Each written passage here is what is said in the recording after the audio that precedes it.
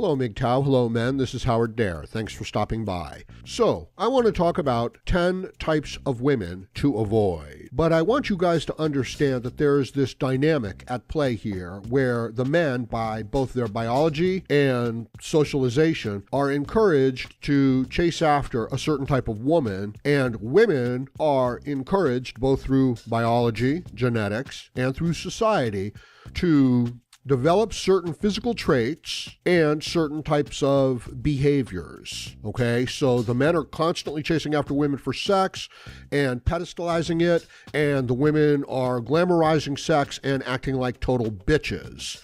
And advertising, media, government, all the established authoritative organizations, that we basically live under, they're aware of this, they exploit this. This is how the men are controlled. So with that dynamic in place, here we go, 10 types of women to avoid. And understand that these behaviors, these types of women, we're creating them on purpose, and the men are falling for them on purpose. It's part of our society, it's part of our culture to encourage these behaviors in both the men and the women. Okay, here we go. Number 10. And this is just my list, and it's not in any particular order, and it could be a lot bigger. So keep that in mind. The cheater, the woman who cheats on you. And remember that based on our dynamic, the more attractive she is, the easier it is for her to cheat.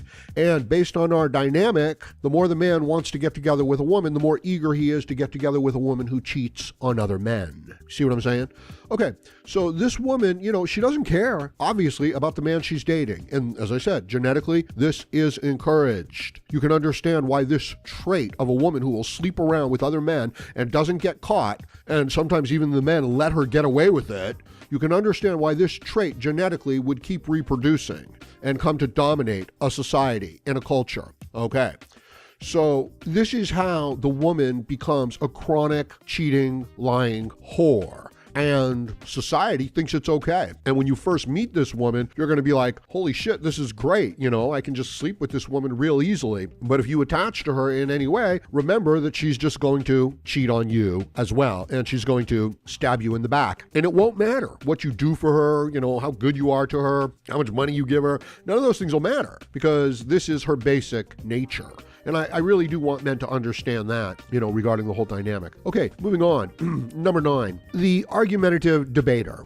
Now, this is the woman, actually men do this as well, who just start disagreeing with you, all right? They just say, first of all, let me tell you, and the thing that you don't understand is, and what you said at this, that's it, okay? They just go on and on. And at first, it might seem like you're dealing with a great conversationalist that wants to engage with you. But over time, like you're gonna come to realize that, okay, this person would keep doing this, while they're going to the bathroom. They just won't stop. It's a compulsion of their behavior. It's not a character trait, it's a flaw. And in other words, their appreciation of you is to beat you down and to make you go along when they don't even care if they're right or wrong. It's just about fighting with people and disagreeing with people. And you can see this trait in men as well, like they're getting in an argument and they know they're wrong, but they're just going to keep arguing and they know that they're kind of going to get the last word in. Now, when you encounter a person like this, you need to be careful because they kind of want to rope you in on like logical little questions and things like that. But you're really dealing with this child-obsessed mind, and they're gonna make you pay all the time because they just want to constantly fight. Yeah, you really do need to avoid this type of person. Moving on, number 8. This is the beautiful bimbo, okay? And this is the woman that is usually a blonde that's really attractive. And she's not a bad girl, but she has intentionally neglected her intellectual development. She's kind of like the opposite of Stephen Hawking's. You know what I mean? She's just beautiful, she's stunning, she's got really great social personality, but she's dumb as a board, right? She's a complete idiot, and she doesn't mind. She actually, has sacrificed that aspect of her personality, of her human development in favor of just going with this other part of her development, which is her looks, her attractiveness, her status. And it's really hard to miss a woman, who looks like this, because they actually have this trait where, because they are so beautiful, they get everything they want in life. So they can get like a college degree, they can get a nice job. They usually develop a pretty decent personality because, of this easy ride that they're getting. But it turns them into a complete moron, and when you just start to interact with them on any level, it's like, what do you think about my hair? Does my butt look big? And it's like, that's it. And it's constant. So you can't have any sort of a relationship. You can't have any sort of interaction with them, right? They look great, and that's it. So, it's like a car that doesn't run, So it's a great looking car, but no, it doesn't run. So if something looks too good to be true, it's too good to be true. Okay, moving on. Number 7, the overly emotional woman. All right.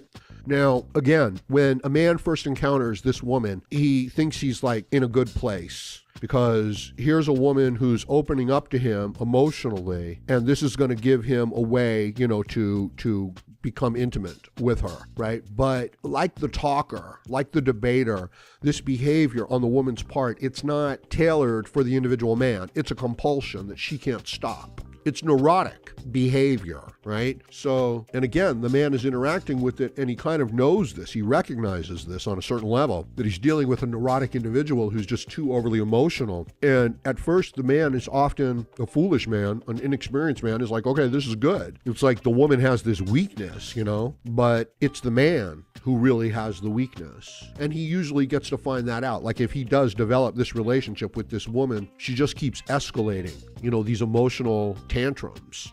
And it's really, it's a really frightening sign because it can lead to this much more violent type of attack. It's a red flag. And you really need to distance yourself from this type of a person very quickly. And I know that it's offset by how attractive the woman is. So if you're coming across an attractive woman that's acting in this weird way emotionally, this needs to be a really big tip-off. This means that other men have gotten together with her because she's attractive, and men do that, and they've said, I'm getting the fuck out of here, So you need to recognize that, and the man is usually like, well, I'm just gonna, try a little pump and dump, and then I'm gonna get out of here.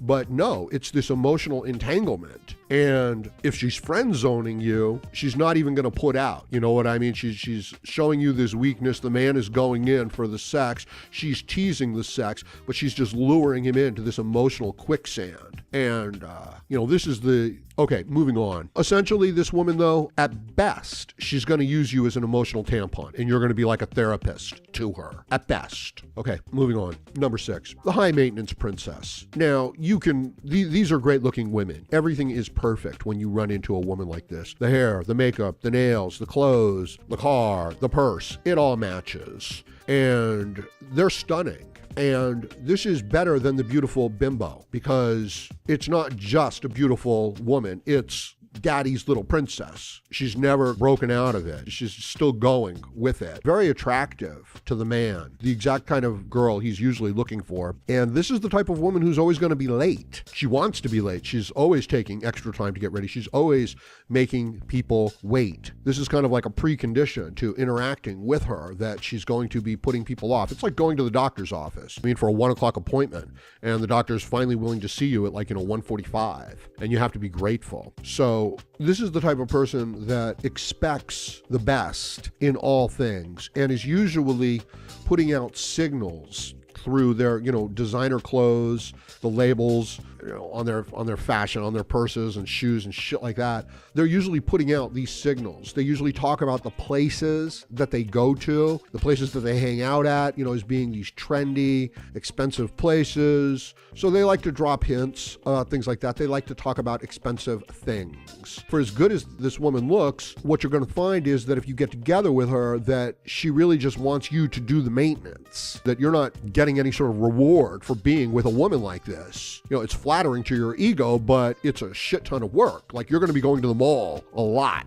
You're going to be carrying bags a lot. You're going to be going to places where she wants to go a lot. And if you don't, there's going to be trouble. So moving on. Number 5, the motor mouth. This is a woman that sometimes when I'm out in public, hanging around, standing in line, whatever, I'll hear a couple sitting down and a woman will be talking. And it's quite amazing what they can do sometimes because they don't stop talking for the entire time. And they don't talk about anything at all. And again, recognize it's not the sign of an open personality. It's the sign of somebody with a problem. So they're actually talking to cover up social anxiety and possibly Tourette's syndrome. And it's also a sign that they can't focus on any one thing. Now, remember, the offsetting aspect of all of these negative character traits is the woman's attractiveness. Because if we were talking about a big, fat, ugly moo-moo cow and misandric land whale acting in these manners,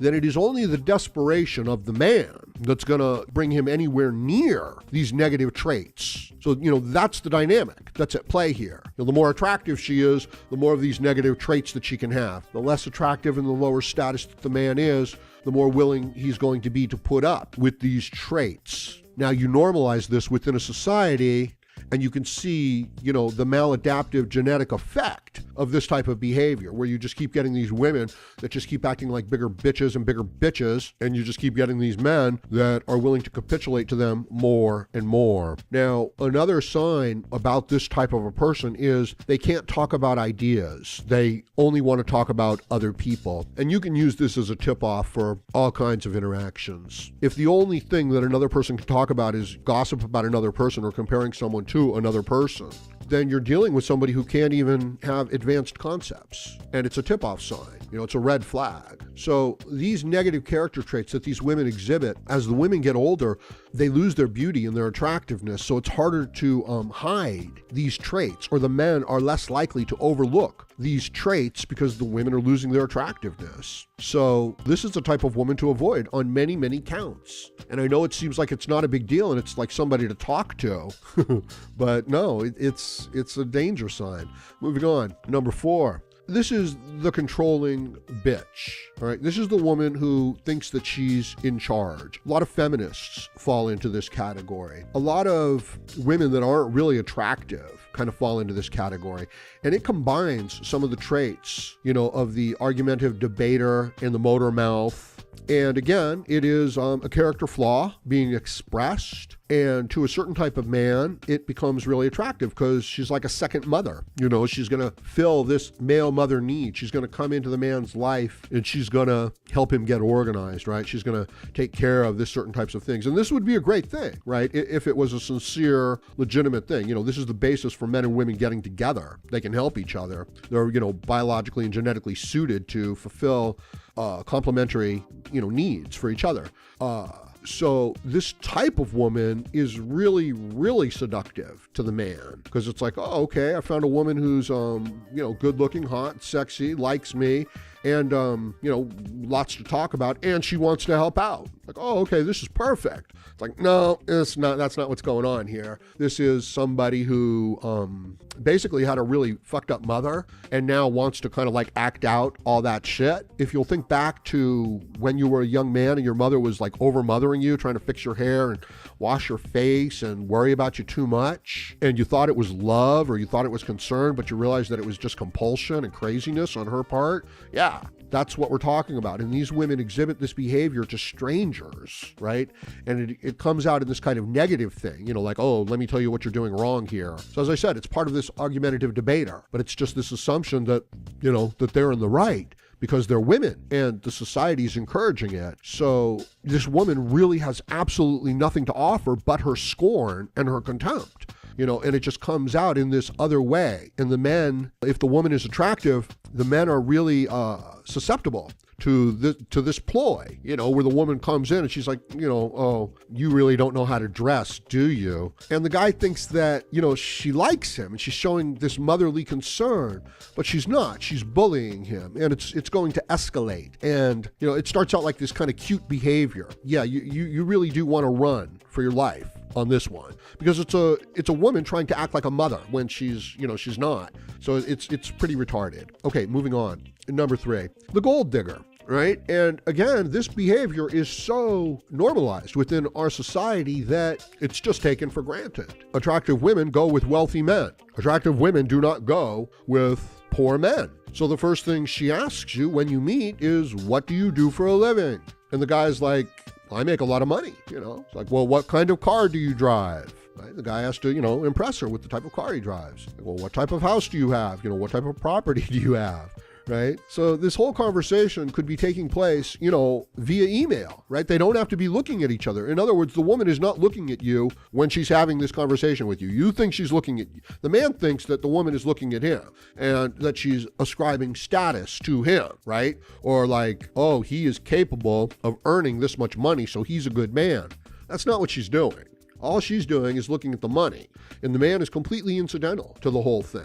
She's willing to play the man. That's what they do. That's what the women do. That's their game. As a man, you want to be strong, capable, able to bend reality to your will, able to create value in the physical world for others and get this kind of exchange, right? And there's your security, because if you can provide that value, right, you can exchange that value. So great confidence, in that as a man. Any other way, yeah, it's great. If you can do it, there's not much of a future in it. That's not the female way at all. This is a creature that exists within the group and manipulates the emotions and the affections of others. She's not physically strong. She's not the hardest worker. She won't fight to the death. And if she did, she wouldn't win. So it's a totally different kind of, situation. So the equivalent of the strong, capable, confident man, healthy man, is the attractive, manipulative, gold-digging female. Okay, moving on. So your worth is based on your bank account, your value, things like that. There is no personal worth that you hold in this woman's eyes. So even if she's pretending that you do, it's actually the wealth and the status that, she's attracted to. And she's just pretending with the man himself. Moving on. Number 2, the drama queen. Now, again, the man thinks that he's found himself a flawed woman so that he's got an easier in.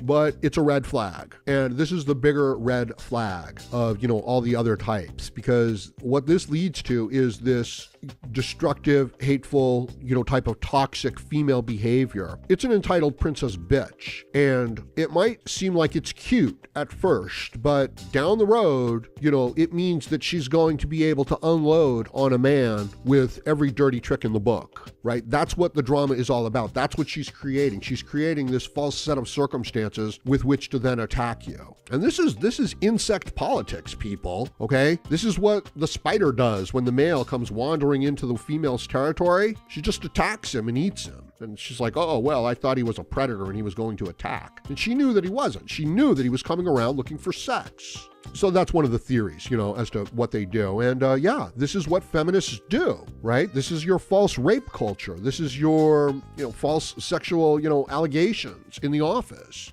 This is your social justice warriors needing their safe spaces. These are your drama queens. These are your people who think that their emotions are the primary deciding factor in reality. And if you don't go along with them, it seems like you're dealing with this argumentative debater, but you're not. You're dealing with this crazy person who's going to pitch a fit unless they get their way.